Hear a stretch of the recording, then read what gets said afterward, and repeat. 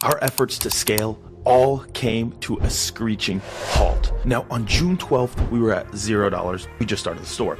And on June 22nd, we had done $2,000 in sales. And we were ready to go. We were ready to run this up.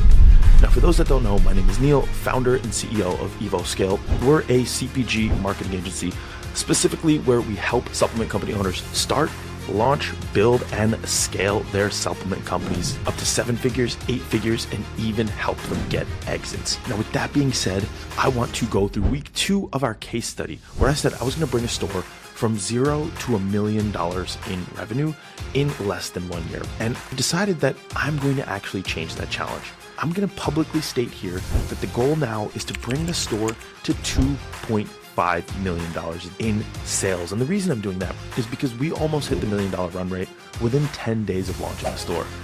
However, everything did come to a screeching halt, but I'm pretty confident that when we can get back up and running, we will be able to scale to a $2.5 million run rate and get to that $2.5 million within 365 days. So with that being said, let's go through everything that happened, what I'm doing, the strategies, how I'm dealing with the problems. And like I said, in week 1, I'm going to lift the hood on the entire process. So you're going to see the good, you're going to see the bad, you're going to see the ugly. Let's dive into week 2. So I must confess, we're actually on like week 3 or 4. I didn't get a chance to record videos, but I'm going to make sure that I make the time to do so every single week, even twice a week if I so choose to desire. So that's on me. But that being said, couple updates here. So we started the store and we started to scale it up. And for us to hit that $1 million in revenue, and by the way, part of the goal was not just doing $1 million in revenue, but $250,000 in net profit. And in the week 1 video, which you should go check out, I spoke about exactly how I was planning to do that and then infinity and beyond. But that being said, within 10 days, we were already at $2,000 a day. And for me to hit $1 million in 365 days, I needed to make $2,739 each and every single day. So within 10 days, I was basically there. And so I've decided to increase the goal to make it to something a little bit more difficult, which is 2.5x that $1 million. So as far as what I need to hit on a daily basis, let's pull the calculator out. That is an average of $6,849 per day, which I firmly believe we can do that pretty easily, actually. With that being said, what actually happened? Why did the store come to a screeching halt for 2 weeks? And what are we going to do about it? It all comes down to payment processing. Shopify Payments said they didn't want to support our type of business. PayPal said that they didn't want to support our type of business. Now, what product are we selling? Well, I'm not going to tell you that in this video, but if you look me up, I'm sure you can figure that out. This product has shown product market fit. This product has shown validation, and this product has shown that it is something that we can scale profitably using Facebook ads. Now, I don't know exactly when, but I'm thinking that once we're doing about $4,000 to $5,000 a day in revenue with Facebook ads, I'm going to pour all of my efforts into TikTok Shop as the second channel. Then once we do that, I'm going to see if this product will be compliant with TikTok ads. I don't think so, but it doesn't hurt to try. With that being said, well, what about the payment processing issue? Well, we have that under control. We've applied to a bunch of different payment processors, and we're getting that all set up. One thing for everyone to note is when you're setting up a store,